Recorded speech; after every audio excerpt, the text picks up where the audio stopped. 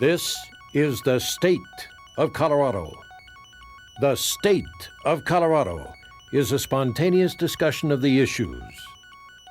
Funding for the state of Colorado is provided by the Adolph Coors Foundation, the Monfort Family Foundation, and public service companies Wind Source, bringing wind energy to Colorado. Now, Don Kinney. Good evening. Snow, flake, and drift aggravation. The costs, human lives, tens of millions of dollars for businesses, and agricultural losses on the plains. Tom Frank, thousands of cattle are dead. Frank also, across the state, growth issues are on local ballots. Joe Garner, in the metro area, the fiscal issue, a proposed tax increase for regional transportation. After months of we are near agreement, it is here. Stephen Keating, plans will advance for a new professional basketball and hockey arena. Keating also on the lack of advances for high-definition television. Michelle Johnston, auto insurance rates may be altered by the next legislature, and opposition for Dottie Lamb. In a few minutes, Guy Kelly will join us. The killer pine beetle is resurging. It is an epidemic in the Vail Valley. Inconveniences were many. There were personal hardships, frustrations about impassable highways, and in eastern Colorado, snowdrifts that killed. Tom Frank.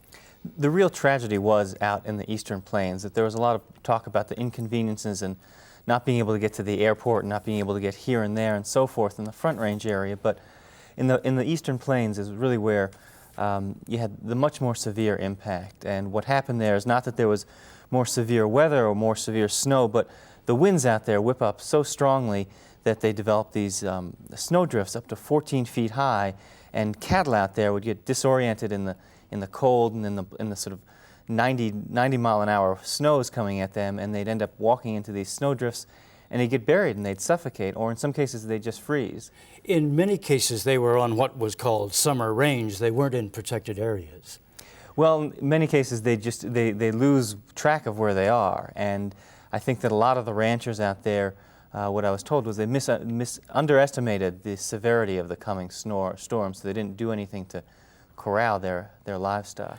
And there were also losses for crops, milo, corn. Well, sugar beets still need to be dug in some areas of the state. Then nobody's really sure what the loss is going to be, because there's still a lot of snow out there, and until it clears and you see what's standing, what got knocked over, you don't know. They're more concerned about milo than they are about corn, because a lot of that's been harvested already.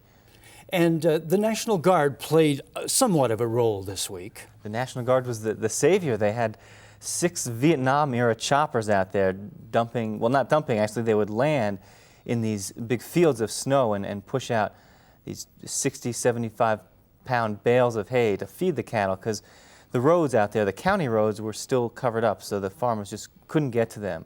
They were inaccessible.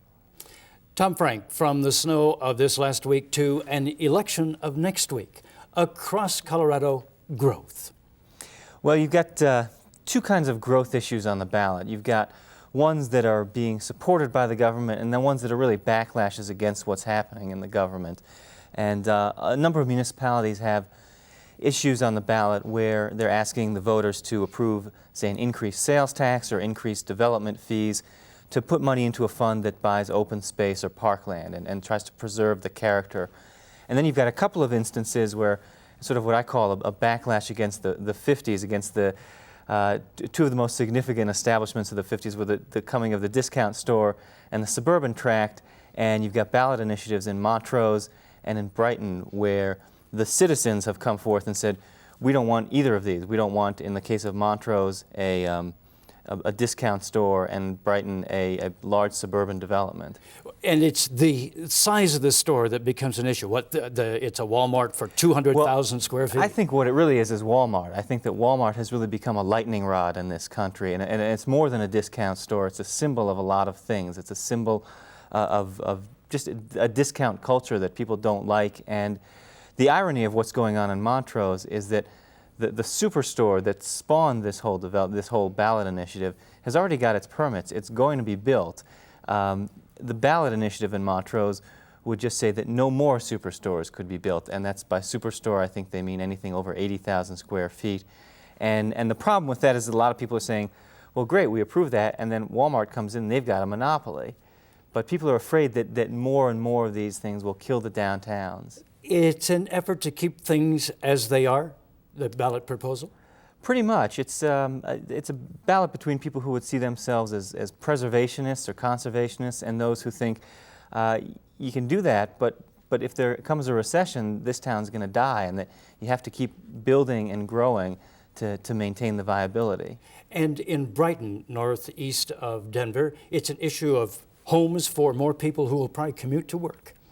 That's, again, depends on who you ask. The people who support the ballot initiative would say that yes, it's an issue of more cluster developments, and not just that, but the style, that it's what the opponents of this project say is bland, monotonous, tedious kind of tract housing where everything looks alike.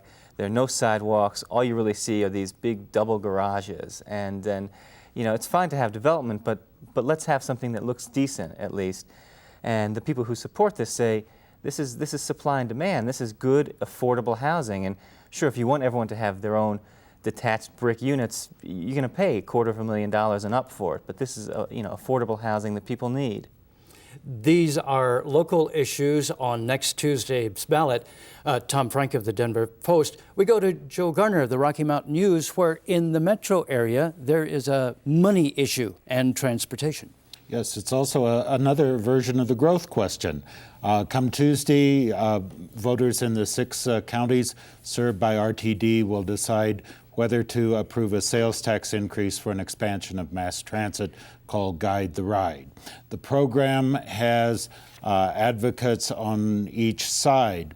The proponents say that this plan will provide reliable transportation, meaning come the next storm in a decade or so when most of this is built out, that people will be able to continue commuting by rail, will not have the clogged highways, that this is alternative, an alternative to the current commuting by car and bus. It will not end congestion, but will be another way to get around in Metro Denver. The financial aspect first, it would increase the sales tax from 0.6% to a penny, a full cent. Exactly. That's 4 cents on a $10 purchase. Probably not enough to deter anyone from making a $10 purchase, but perhaps enough in the long run to cause people to notice that I'm beginning to spend a lot of money here on sales tax. And when the next sales tax issue comes around, as it most assuredly will, if there is a backlash to building schools or continuing other taxes or the Broncos Stadium, if that becomes a sales tax issue, then the ramifications might be felt then. This is item 4A on the ballot. One of the criticisms is that it is not a concrete plan of what would be built. It is not. There are at least 3 of the 8 corridors are yet to be studied. The proponents say this will be whatever voters decide it will be, whatever the process decides it will be. The other side, the contention is that it's not at all well thought out, that it's a pork barrel. So that when you say whatever voters want it to be, that's too vague for something this big. There's also the question, the cost over the period to build it and pay off the bonds is estimated at $16 billion. Experts say that mammoth public works projects like this often are almost twice what the estimate of the cost is going in.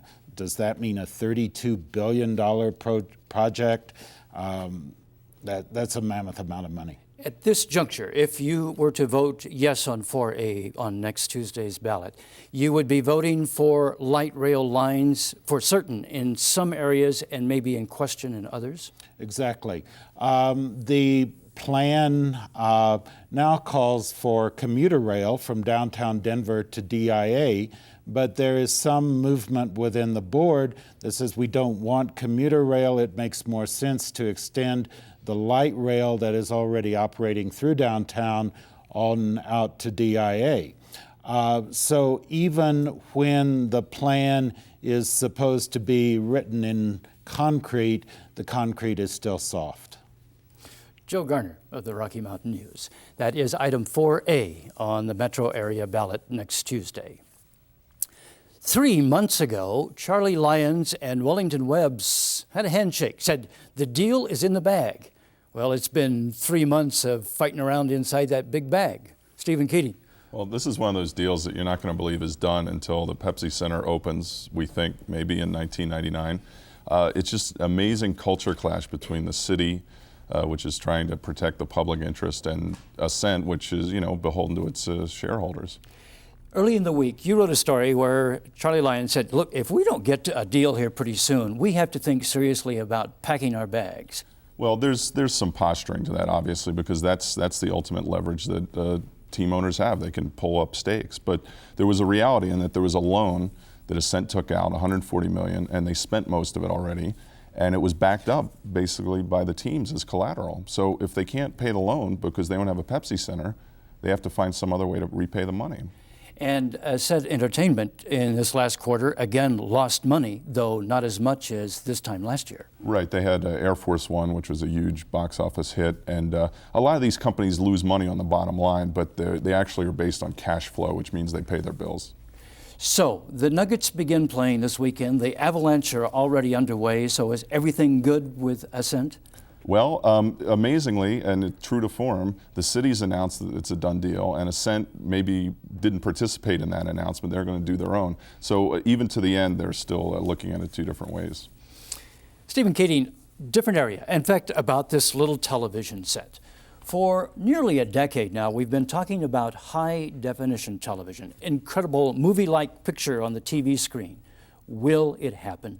Well, there's a lot of problems with HDTV, and one of them is that the resolution is so sharp that we might scare the viewers if it existed today. But there's political and technological problems with it too, and it's so expensive at this point that it may not happen for many years, if at all.